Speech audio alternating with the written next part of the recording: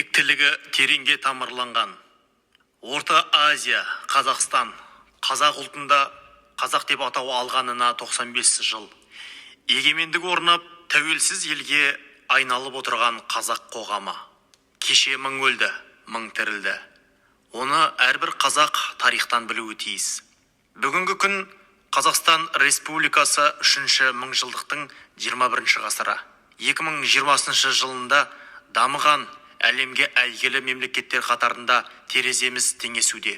Әлем халқына елімізді алып бәйтерекке теңеп таныстырып жатқанымыз тегіннен тегін емес. Замана дауылы сынға салғанда сол бәйтеректің белі бүгілді, бұтасы шытынып, жапырағы шашылды. Бірақ діңгегі құламай дін аман қалды. Себебі оның тамыры тереңге бойлаған. Тамыр дегеніңіз ол біздің өткеніміз. Тарих бойғы тәжірибе құнарын ұлт бойына дарытып, сол алып бәйтеректің діңгегін нықтап, бұқтасын көгертіп, жапырағын жайқалтатын жалғыз күш. Ол күш халық, отан, отбасы. Отбасының атасы мен апасы, одан тараған ұрпақтары.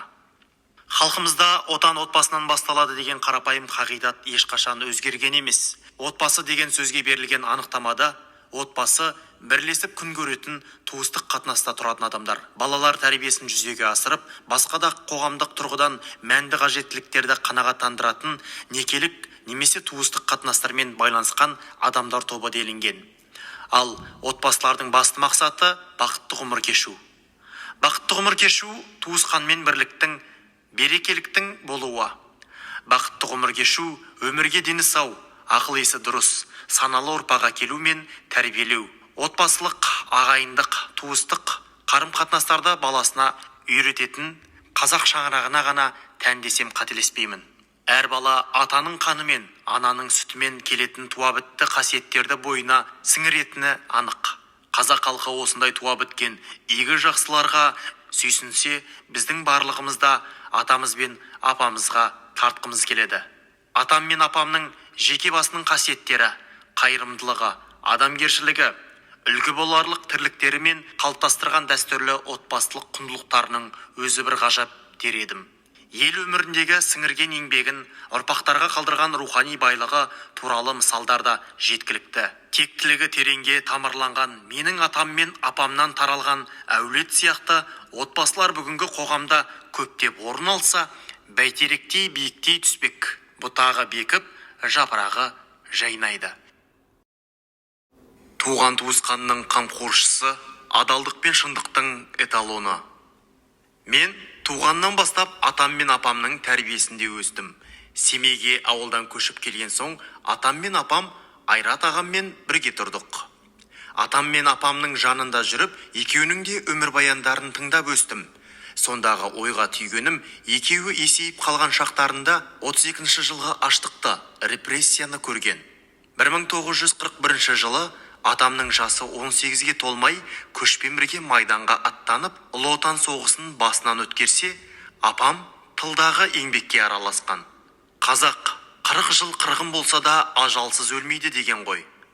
Атам 45 жылы соғыс аяқталған соң қиыр шығысты азат етуге қатысып, 1949 жылы елге бірақ оралған. Елге оралған соң апам бәтішпен шаңырақ көтеріп балалы шағалы болады. 8 бала тәрбиелеп, ұлдары мен қыздарын адалдыққа, еңбекке, өмірге деген құштарлыққа үйретті. Барлығы жоғары білімді, халыққа қызмет етеді. Атам да, апам да біздің әулеттің тума туыстарының ата-баба тарихын, қашан, қай заманда қандай оқиғаларды бастан өткеріп, қайда қызмет етіп, қалай өмір сүргендерін әңгімелеп отыратын. Әсіресе атамның кім қай буыннан тарады, олардың ата-баба шежіресі қалай басталып, қай бағытта ұласады. Солардың өріс қонысы қай маңда еді, жер су атаулары, үрім бұтағы, бала шағасы, осының бәрі жадында жаттаулы жататын. Тарихтан сыр шертіп, тарихи тұлғалардың өмірін үлгі тұтып айтып отыратын. Күнделікті газет оқу ең басты жұмысы болатын. Теледидардан хабарды тыңдағаннан кейін көретіні спорт тақырыбы еді.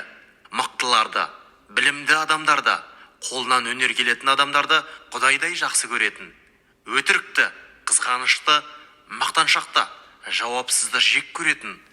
Анығына жетпей ғайбат айтпаңдар деп кім болса да жамандыққа жібере қоймайтын. Адамды көзі көрген үлкендер жақсылығымен елге тигізген шарапатын көп айтады.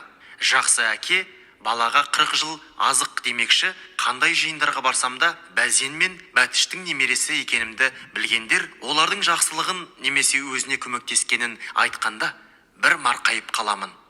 Апам 2007 жылы 80 жасында, атам 2016 жылы 92 жасқа қараған шағында дүниеден өтті. Екеуі де әдемі қартая біліп, бойларындағы жылдар бойы тырнақтап жинаған қызметтің тәжірибесін сәттілікпен пайдаланып, зор абырой иесі бола білді. Ел ағасы мен анасы деген атақты өмірлерінің соңғы минутына дейін алып жүрген ардақты әке асыл ана болып кетті. Атамды да, апамды да бала десе жанын беретін туғандардың қамқоршысы, туыстың тірегі, адалдық пен шындықтың эталоны деп мақтанышпен айта аламын. Al, balalarım, aman, yeşil,